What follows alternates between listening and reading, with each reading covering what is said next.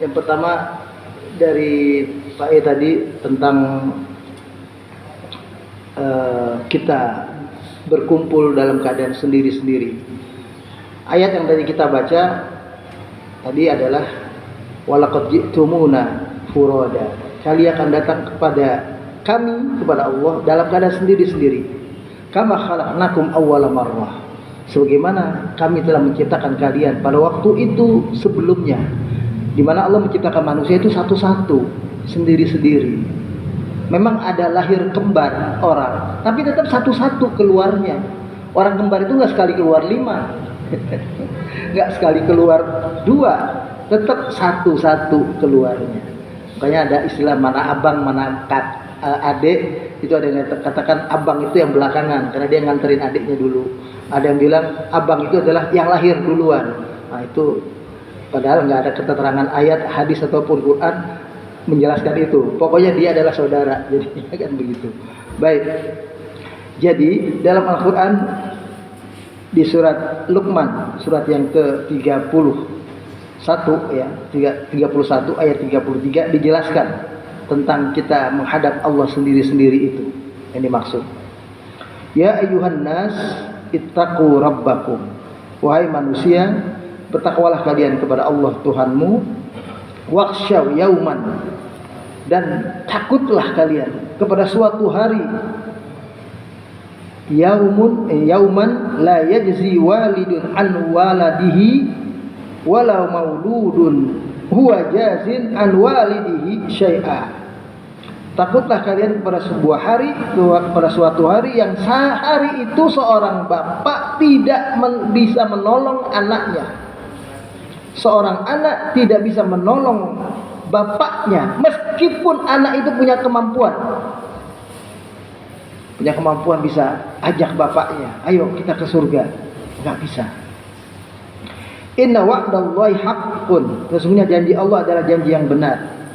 Fala taghurrannakumul hayatud dunya wala yaghurrannakum billahil ghurur. Maka dari itu janganlah sekali-kali kehidupan dunia yang sekarang kita jalani ini memperdaya kita dari mengingat Allah, dan jangan sampai semua tipuan-tipuan itu membuat kita lupa kepada Allah ya.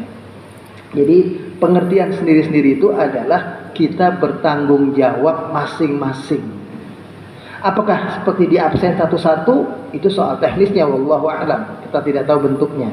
Tapi yang jelas kita sendiri-sendiri menghadap Allah, mempertanggungjawabkan apa yang kita perbuat. Nggak ada yang barengan. Yang sekarang suka kalau ke kelurahan aja, ke kecamatan aja, ke wali kota, kalau ada urus apa-apa nggak berani sendiri, minta tolong dampingin, temenin saya dong, kan suka begitu. Ada orang ya. Nanti nggak ada minta temenin. Ustaz temenin saya dong, istriku yang aku cintai temenin aku dong, ngomong hadap Tuhan. Nggak ada. Itu yang dimaksud adalah kita bertanggung jawab sendiri-sendiri. Anak tidak bisa menolong orang tua tidak bisa menolong anak, suami tidak bisa menolong istri tidak bisa menolong suami. Semuanya tergantung kepada apa yang mereka perbuat selama di dunia. Yang ada mungkin adalah hanya pertanyaan. Para suami misalnya, apakah kau ridho dengan istrimu? Nah, itu ada mungkin pertanyaan. Tapi jawaban ridho itu yang membuat istrinya masuk ke dalam surga. Makanya surga itu bagi perempuan adalah ketika mereka sudah bersuami, ya, jannatuki wa naruki hadihi min zaujiki. Surgamu dan nerakamu adalah ini sekarang, menurut bagaimana sikap suamimu. Suamimu ridho, kamu dijamin surga. Makanya ayyumam ra'atin matat, siapapun perempuan, seorang istri yang meninggal dunia duluan ini, wa zawjuha radin anha, dan suaminya ridho kepada istrinya itu, dakhalatil jannah, Allah jamin dia pasti masuk surga. Itu kalau perempuan tuh begitu. Nah, paling ada itu. Tetap sendiri-sendiri pertanyaannya. Cuma nanti suami paling ditanya, ridho enggak sama istrinya? Ridho, sudah, istrinya masuk surga. Tapi kalau suami enggak ada ditanya, istri enggak ditanya, ridho enggak sama suamimu? nggak ditanya itu. Ya, nanti tinggal bagaimana perlakuan suamimu itu mungkin ada. Tapi pertanyaan ridho enggak? Lalu begitu istrinya bilang ridho, suaminya surga, enggak ada, beda. Ya, karena pertanggungjawaban selama hidup ini yang di atas itu, yang jadi pemimpin itu adalah suami. Makanya pertanggungjawaban itu yang diminta oleh Allah, apakah suaminya ridho terhadap istrinya. Jadi sekali lagi pertanyaan saya sendiri itu adalah maksudnya kita bertanggung jawab sendiri-sendiri. Adapun nanti ada anak kita yang hafal Quran, itu bisa menolong kita memakaikan mahkota kita di akhirat. Ada anak yang wafat masih kecil, dia jadi tabungan buat kita, nanti panggil-panggil kita supaya masuk ke dalam surga. Semua tetap tergantung amal kita. Ada modalnya dulu. Kalau kita modalnya nol, nggak ada apa-apa, nggak bisa diajak. Tapi kalau orang tua itu ada modalnya, apa modalnya? Dia sholat misalnya. Walaupun sholatnya mungkin kadang sempurna, kadang tidak. Tapi orang tua itu sholat, anaknya bisa mungkin menolong dia yang hafal Quran itu. Anak yang sholat itu bisa menolong dia. Anak yang wafat pada waktu kecil itu bisa menolong dia. Disitulah berlakunya syafaat Nabi kita Muhammad Sallallahu Alaihi Wasallam, bisa menolong kita kalau kita kurang-kurang. Itu begitu. Jadi sebetulnya bukan berarti jaminan. Jangan merasa enak sekolahin anak dipaksa masuk pesantren biar hafal Quran supaya nanti bisa nolongin dia di surga. Padahal bapaknya ibunya bebas hidupnya, tetap minuman keras, tetap berjudi, tetap apa semua. Anaknya disekolahin sekolah pesantren biar hafal Quran. Karena dia merasa kalau anaknya hafal Quran nanti dia akan ngajak bapaknya. Emangnya begitu Tuhan? Enggak begitu. Ada modalnya kita tetap. Apa modalnya? Kita beriman.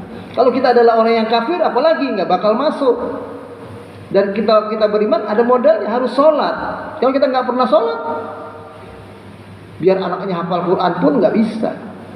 Nggak bisa diajak, karena sholat itu bainar rojuli wal kufri tarku sholah. Perbedaan antara seseorang dengan sebutan dia disebut kafir itu adalah meninggalkan sholat. Kalau dia nggak sholat berarti dia kafir. Walaupun pengertiannya bukan langsung nggak sholat berarti kafir. Nah, bukan begitu. Kalau nggak sholat langsung kafir, mau sholat syahadat dulu kan gitu. Jadinya nggak begitu. Tapi pengertiannya adalah orang yang tidak sholat sesekali dia dianggap berbuat maksiat. Kalau sudah cukup sering dia tidak sholat, dia dianggap fasik, berbuat fusuk. Kalau sudah sering tidak sholat, lalu mengabaikan sholat, merasa sholat nggak perlu, sholat nggak penting, sholat nggak ada gunanya dalam hidup, berarti syariat Allah adalah syariat yang keliru. Ngapain ngajarin yang nggak penting dalam hidup? Kan begitu. Maka orang itu sudah kafir. Kafir itu kalau sudah sampai kepada derajat itu, menganggap sholat tidak ada gunanya, sholat nggak ada perlunya. Nah itu. Para nabi sebelum Nabi kita Muhammad menunaikan ibadah haji. Sejak zaman Nabi Ibrahim, semua jemaah menunaikan haji, semua nabi berhaji. Cuma cara hajinya tidak seperti haji kita umat Nabi Muhammad sekarang. Yang paling inti mereka lakukan adalah tawaf. Mereka ada tawafnya. Apakah ada sa'inya? Wallahu a'lam, nggak diberitahu. Apakah ada wukufnya di Arafah kayak begitu? Wallahu a'lam. Ya. Tapi hajinya umat Nabi Muhammad itu yang seperti tadi, rukunnya adalah ihram, wukuf di Arafah, tawaf, sa'i, tahallul, kan begitu. Jadi tetap ada haji. Makanya dipanggil manusia. Nah ini terkait dengan pertanyaan Pak Haji Karni. Dipanggil itu manusia, betul. Maka seluruh manusia yang dipanggil untuk berhaji. Karena haji ini adalah ajakan untuk seluruh manusia. Maka ada manusia yang mungkin dulunya adalah dia kafir, kemudian dia tiba-tiba bertaubat, masuk Islam, menjadi muslim, dia mu'allaf, kemudian dia berhaji. Nah itu termasuk yang dipanggil oleh Nabi Ibrahim waktu dia dijanin, menjawab walaupun dia di perut ibunya yang kafir, di perut ibunya yang Yahudi, yang Nasrani, yang Buddha, Hindu, macam-macam. Jadi yang dipanggil memang seluruh manusia. Kalau dipanggil cuma umat Islam saja, maka yang berkesempatan ibadah haji hanya umat Islam yang sudah Islam dari lahir saja, seolah-olah begitu. Tidak. Jadi yang makanya dipanggil manusia semuanya. Ya. Ya, jadi semua kita berpotensi untuk bisa menunaikan ibadah haji. Di surat Al-Baqarah, ini Pak, ayat 130. Surat Al-Baqarah ayat 130 berbunyi, "Wa man yarghabu 'an millati Ibrahim illa man safiha nafsah. Wa laqad istafainahu fid dunya wa innahu fil akhirati laminas shalihin." Dan orang yang membenci agama Nabi Ibrahim, orang yang membenci milahnya Nabi Ibrahim, cara hidup Nabi Ibrahim, maka itulah orang yang memperbodoh dirinya sendiri. Dan sungguh kami, kata Allah maksudnya, telah memilih Nabi Ibrahim di dunia ini menjadi Abul Anbiya, bapaknya para nabi, dan jadi nabi yang dicontoh oleh Nabi kita Muhammad sallallahu alaihi wasallam, dan disebut namanya dalam salat kita setiap waktu kita salat. Allahumma sholli ala Muhammad wa ala ali Muhammad kama shallaita ala Ibrahim wa ala ali Ibrahim. Ya. Dan sesungguhnya di akhirat, ya, beliau termasuk orang-orang yang soleh, Nabi Ibrahim. Jadi kita harus ikut Nabi Ibrahim dan memuliakan beliau. Betul, disitulah keberkahan hidup kita. Salah satunya adalah dengan menghormati, menjunjung tinggi beliau dalam memposisikan beliau sebagai sosok Nabi yang dicontoh oleh Nabi kita Muhammad sallallahu alaihi wasallam. Dalam sejarah kehidupan para nabi dan manusia, sejak zaman Nabi Adam ada dua contoh manusia, Nabi Adam dan Nabi Ibrahim. Nabi Adam adalah contoh manusia yang digoda oleh iblis, oleh syaitan, yang kemudian terpedaya. Akhirnya beliau berdosa dan diusir, diminta oleh Allah turun, bukan diusir ya, kalimatnya diminta turun oleh Allah dari surga ke dunia. Hiduplah beliau di dunia. Sedangkan Nabi Ibrahim adalah sosok Nabi yang Allah uji, yang setiap ujian yang Allah berikan kepada beliau, beliau lulus semuanya. Tidak ada yang tidak lulus. Diperintahkan untuk bawa Hajar ke Mekah, dia lakukan. Diperintahkan sembelih Nabi Ismail putranya, dia lakukan. Diperintahkan waktu masih dakwah pertama kali untuk menghadap Namrud, tetap mengatakan kalimat la ilaha illallah, itu yang konsekuensinya dia akan dibakar, dia tetap lakukan. Diperintahkan Allah hancurkan itu patung-patung berhala-berhala orang kafir itu, dia lakukan. Semuanya dia lakukan. Jadi Nabi Ibrahim adalah contoh seseorang yang digoda oleh setan, setan kalah, tidak berhasil. Kita idealnya seperti itu gitu. Walaupun mungkin akhirnya kita kayak Nabi Adam juga banyaknya. Karena kata Nabi, kullu bani Adam khatta'un wa khairul khatta'ina at-tawwabun. Semua anak cucu Adam itu pasti punya kesalahan dan dosa. Tapi kata Nabi, sebaik-baik mereka yang berdosa adalah mereka yang bertaubat dari perbuatan dosanya sebelum beliau wafat. Jadi sebelum orang itu wafat dia sempat taubat, itu yang terbaik. Ya, jadi kalau kita sudah pasti anak turunan Adam akan punya kesalahan dan dosa. Tapi Nabi Ibrahim ini contoh yang nggak ada dosanya, boleh dibilang gitu, seperti Nabi Ibrahim, seperti Nabi kita Muhammad Sallallahu Alaihi Wasallam. Berhaji dilafazkan, disuruh. Ya, jadi dilafazkan itu terserah dia mau baca sir pelan, tapi terdengar. Ya, nggak boleh cuma dalam hati, itu yang nggak boleh. Harus dibaca labbaik Allahumma umratan waktu niatnya umroh. Kalau dia haji tamattu ya, waktu dia haji dia bacanya labbaik Allahumma hajjan, dia baca. Yang tidak harus dibaca secara jahar adalah niat yang di dalam hati itu, yang misalnya nawaitul umrata wa ahramtu biha lillahi ta'ala, atau nawaitul hajja wa ahramtu bihi lillahi ta'ala. Nah, itu boleh dibaca dalam hati saja. Tapi kalimat labbaik Allahumma umratan harus dibaca. Bahkan kalau ada orang yang mau badalkan haji orang tuanya atau yang lain, namanya disebut. Misalnya namanya adalah Hasan ya bin Abdullah. Dia harus membaca labbaik Allahumma hajjan an Hasan bin Abdullah. Dia baca namanya. Baru dia berarti hajinya badal untuk orang tuanya atau untuk nama yang disebutkan tadi. Harus dibaca, nggak boleh cuma dalam hati. Nah, itu begitu. Yang dalam hati yang boleh paling tadi kalimat nawaitul hajja wa ahramtu bihi lillahi ta'ala. Nah, itu boleh dalam hati.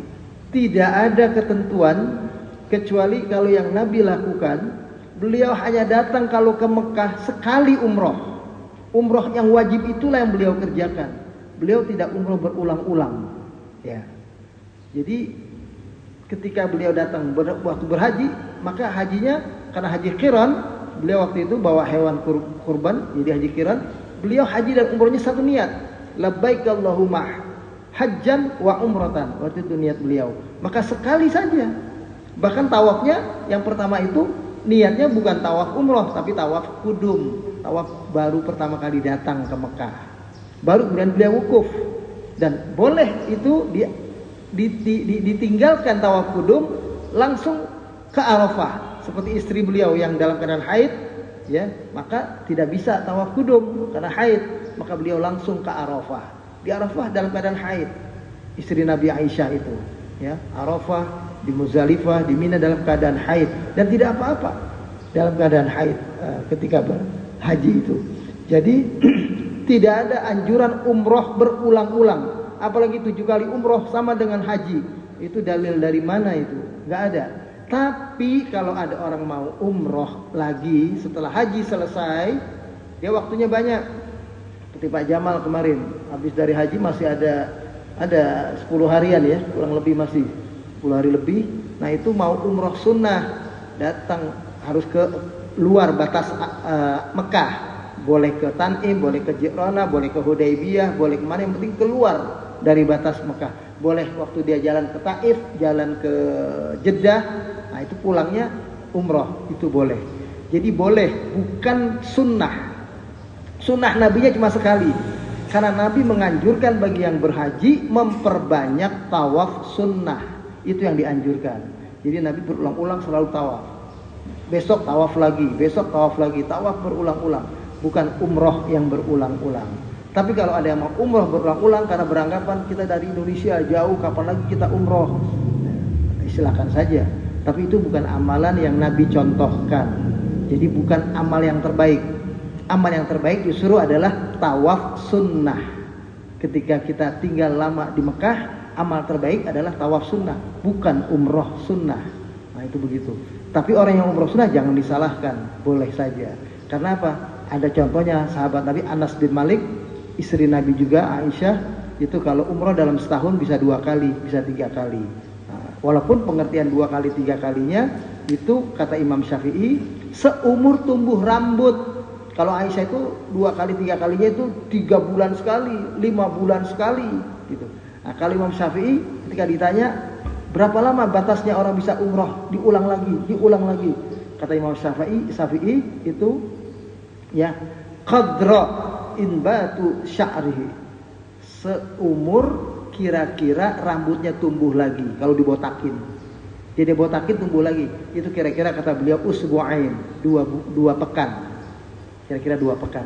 Jadi hari ini kita umroh, 2 pekan lagi baru umroh karena rambutnya baru tumbuh. Kalau kita enggak, hari ini umroh, besok umroh lagi. Aduh, besok umroh lagi, besok umroh lagi. Padahal mencapekkan diri sendiri itu sebetulnya, membuat lelah diri sendiri. Padahal tidak dicontohkan. Imam Syafi'i sendiri mengajarkan seumur tumbuh rambut yang berarti 2 pekan sekali. Itu begitu. Wallahu a'lam bishawab.